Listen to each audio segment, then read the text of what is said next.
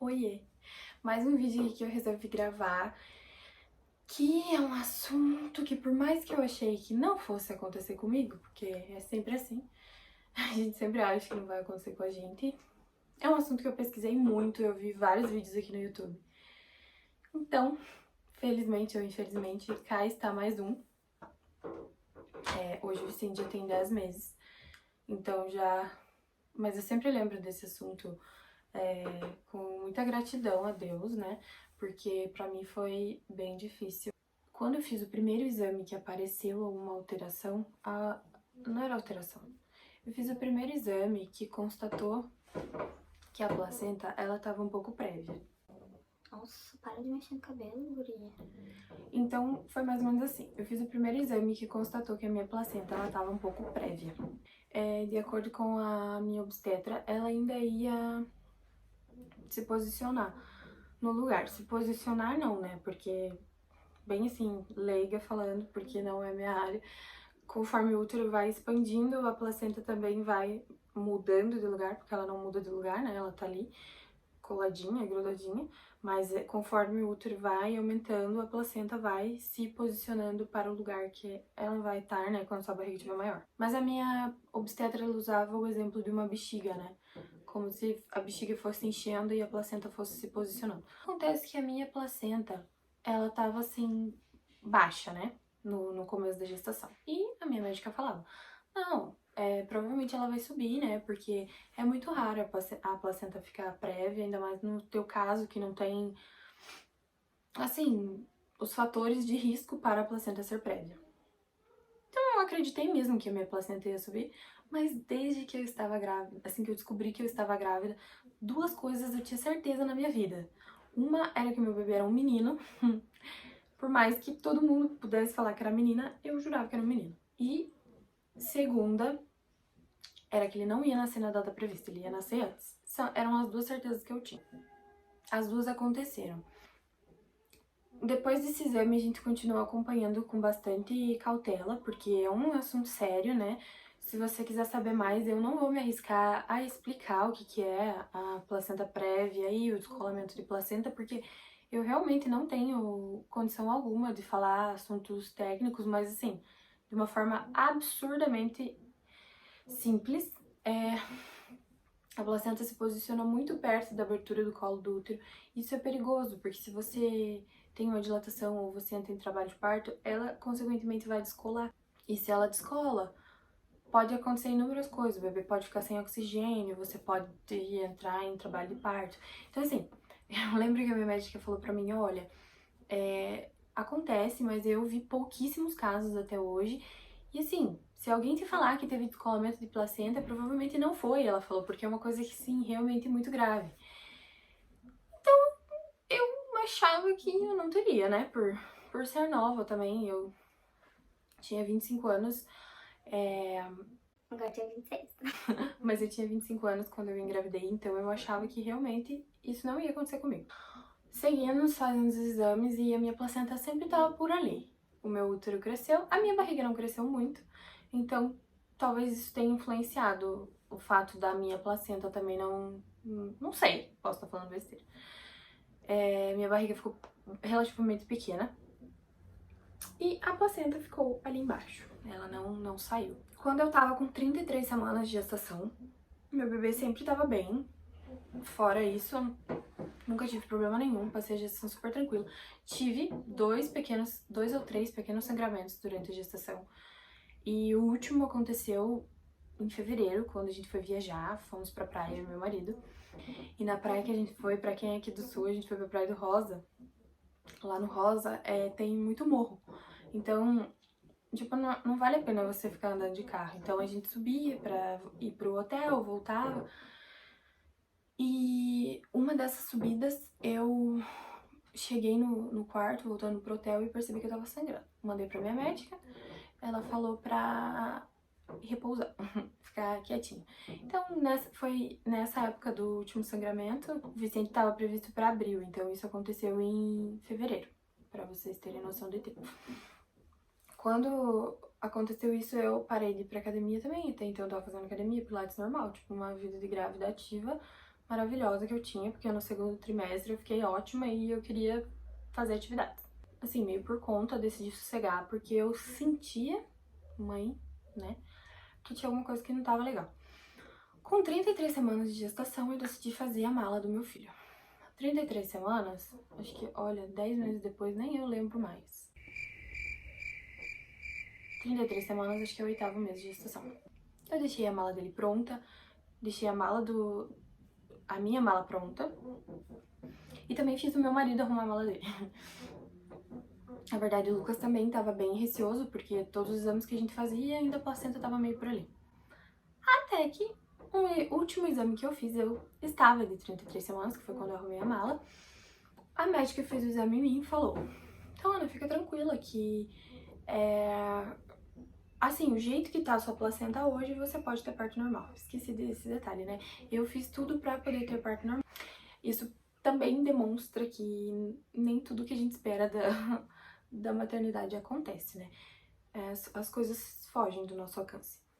Então, depois de arrumar a mala da maternidade, eu lembro que meu marido falava: vamos deixar a mala no carro. Eu falava: não, não precisa ser tão neurótico também. E a gente não deixou. E um belo dia, quando eu estava de 35 semanas e 5 dias, eu e toda a minha família, ainda não tava na pandemia, tá, gente? Fomos jantar numa pizzaria. E estávamos jantando. Aí eu senti alguma coisa, assim. Talvez como se fosse a menstruação. Mas eu pensei, deve ser impressão minha. Mas confesso que lá no fundo do meu ser me deu um gelo que eu não sei explicar. E a minha mãe tinha acabado de ir no banheiro. E eu aproveitei que minha mãe tinha ido no banheiro pra ir, porque eu não queria ir sozinha. Eu tava com medo do que eu ia ver. Aquele negócio do instinto de mãe mesmo. Cheguei no banheiro, gente, só deu tempo de chegar no banheiro. A hora que eu olhei pra baixo. Eu não quero assustar, tá? Mas é que eu gostaria muito que tivesse tido um relato bem real pra eu não estar tão assustada quando foi comigo. Então eu olhei pra baixo e parecia um filme de terror. Começou a escorrer o sangue na minha perna, assim. Eu tava de vestido, então eu olhei pra baixo e só vi o sangue escorrendo, assim. Assim, gente, nunca vou esquecer dessa cena. Parecia um filme de terror. Um fiozinho de cada lado de sangue. Falei, respirei fundo e falei: mãe, tô sangrando. Quando eu falei isso, começou a aumentar. Aí não parou mais de sangrar, começou a sangrar, sangrar. E minha mãe falou: não, calma, deve ser alguma coisa, outra coisa. Minha mãe, acho que ela não tava querendo acreditar ali, que eu tava sangrando. E eu esqueci que poderia ser minha placenta, né? Na hora, eu pensei que eu tava abortando. Eu comecei a sangrar muito, muito, muito, muito, muito, gente. Eu devia ter tirado uma foto, filmado, mas assim, sem condições na hora de pensar nisso, porque eu tava muito assustada. Então, como minha família toda tava ali, a minha mãe saiu e foi chamar as minhas tias pra entrar no banheiro feminino. Minhas tias entraram e eu nunca vou esquecer da reação no rosto delas, da Carol também, que é a esposa do meu primo. Gente, ela tava com o olho cheio de lágrima, com a voz trêmula, porque ela também tava grávida, né, no mesmo tempo gestacional que eu. E ela me olhava e falava: calma, vai dar tudo certo. Uma voz muito trêmula, mas tava todo mundo muito desesperado. Porque ninguém tinha vivenciado uma cena dessa. Não é uma coisa comum que acontece. Lá no final da tua gestação você começa a ter um sangramento. A primeira coisa que você pensa é que você tá perdendo teu bebê, né? Foi o que eu pensei. Eu lembro que eu sentei ali no vaso sanitário e saía coágulo de sangue. Nossa, o vaso ficou todo cheio, o chão do banheiro ficou todo cheio, gente, sério. Parecia que tinham assassinado uma pessoa e puxado o corpo da pessoa, arrastado o corpo da pessoa, e aquilo era o sangue. Nisso, o meu marido estava com o celular sem bateria. Ligou para a minha médica depois de muito tempo, que ele demorou para conseguir mexer no meu celular, porque o celular dele é um modelo diferente. Ele conseguiu ligar pra minha médica, que estava num casamento. E ela era madrinha. E eu ia parir em Curitiba, mas eu moro na região metropolitana de Curitiba. Então temos aí tinha uns 25 quilômetros, mais ou menos, da maternidade que eu ia ter o Vicente. A minha obstetra falou: coloca ela no carro agora e corre pra maternidade, que algum médico do grupo vai atender ela. Nesse momento, a minha tia já tinha ligado pra ambulância, porque a gente não sabia o que fazer. É uma sensação de desespero absurda. E ela falou, não, cancela a ambulância, põe ela no carro e vem pra cá. E foi o que a gente fez. A gente foi pra maternidade e eu lembro de ir sentada, óbvio, né, sentada. Eu lembro de ficar segurando a barriga aqui no carro e falando, pensando, né, filho, chuta, chuta, por favor, chuta, chuta, chuta. Porque eu achava que ele tava morrendo. Eu achava que ele tava morrendo, tipo, não... Gente, que sensação desesperadora. Parecia que aquilo não tava acontecendo comigo, sabe? Parecia que aquilo não era comigo, que era mentira. Daí eu lembro que naquele trajeto, assim, numa altura do caminho, ele deu 2 chutes, assim, na minha barriga. E eu falei, agradeci a Deus na hora. Eu falei, ai, obrigada a Deus, ele tá aqui, tá vivo. Porque é esse o pensamento que a gente tem. Chegamos à maternidade. Eram 10h20, mais ou menos, da noite. O médico já tava vestido com a roupa do centro cirúrgico me esperando. Foi uma coisa muito rápida. Eu lembro de ter falado meu nome, meu endereço, meus dados lá na recepção. Tava com meu marido e a minha tia. Minha mãe tinha ido pra minha casa, vindo aqui pra minha casa buscar as malas, porque elas não estavam no carro, mas estavam prontas. Pessoal, tivemos um imprevisto. A Luana teve um sangramento, viemos pra maternidade e o médico falou que vai ter que fazer cesárea. Dei entrada, fui pra ser avaliada, o médico falou, olha, Tawana, você teve um sangramento bem significativo agora, então se a gente esperar, você vai ter mais um, com certeza. Isso, meu marido ainda achava que eu ia poder ter parto normal que eu queria, né? E eu já, desde o momento, eu já tinha entendido que eu ia pra cesárea. E assim, eu já tava... Deus, por favor, vamos pra cesárea. Porque eu queria que esse neném nascesse bem, né? E a cesárea de emergência, ela serve justamente pra isso, né?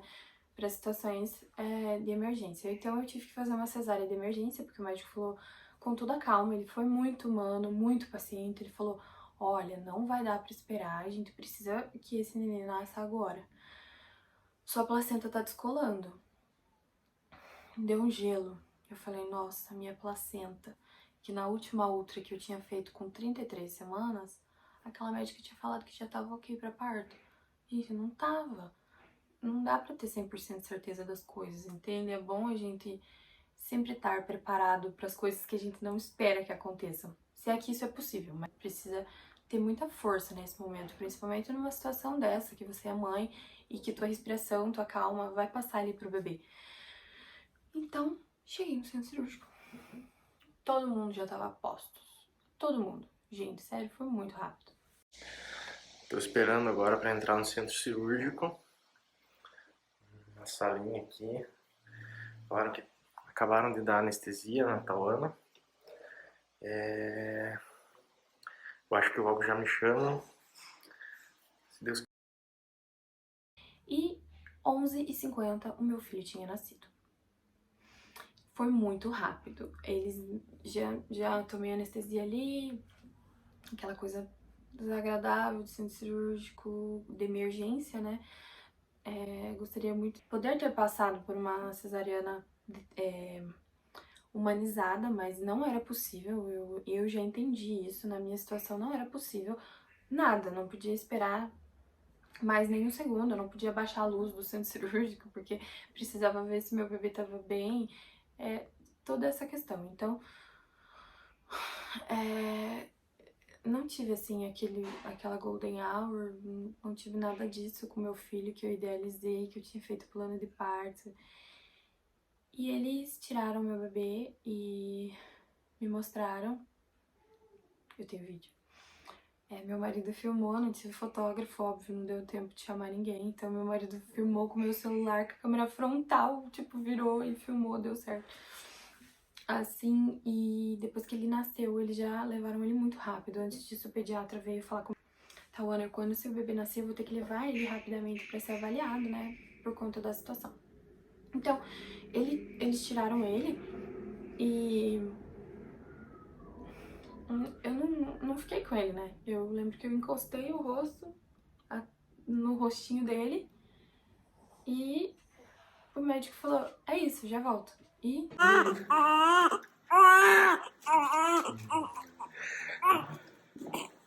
O pai tá aqui, cara. Calma. Saiu. E cadê meu filho? E daí nessa hora eu comecei a passar mal, porque, gente, o que me fez mal ter comido tanta pizza na anestesia não tá escrito. Eu já fiz outras cirurgias antes e eu nunca tinha passado mal. Não era uma pessoa que passava mal com anestesia, mas, gente, não como pizza antes de fazer uma cesárea. Porque, sério, passei muito mal.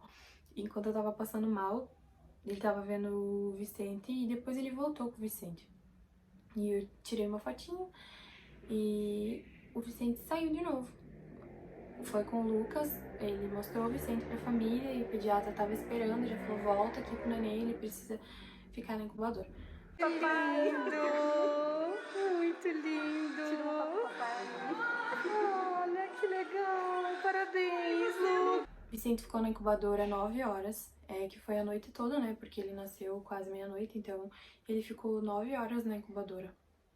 E a gente ficou 9 horas, eu fiquei aflita, acordada, pensando no meu bebê e que eu não podia ter ele perto e você carrega ele a sua gestação inteira ali na sua barriga, de repente levam o seu bebê e você não tá com ele. É uma sensação de impotência horrível. Parece que é impotência mesmo que você sente. Então depois dessas 9 horas o Vicente nasceu bem. Ele nasceu bem pequenininho, por conta da prematuridade dele, né? Após isso, depois das 9 horas, ele veio pro quarto. Graças a Deus, foi a melhor sensação da vida.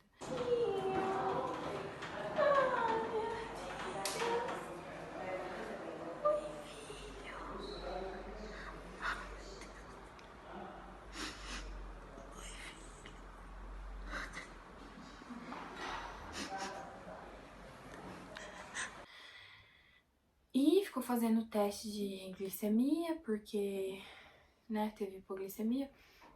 Sobre a prematuridade dele, eu acredito que ele acompanha, assim,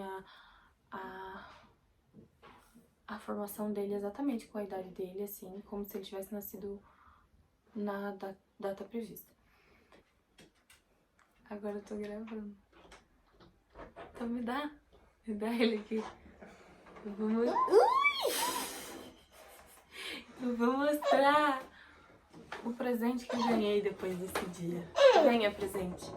Venha. Venha. Olha lá, amor. Olha lá, meu filho.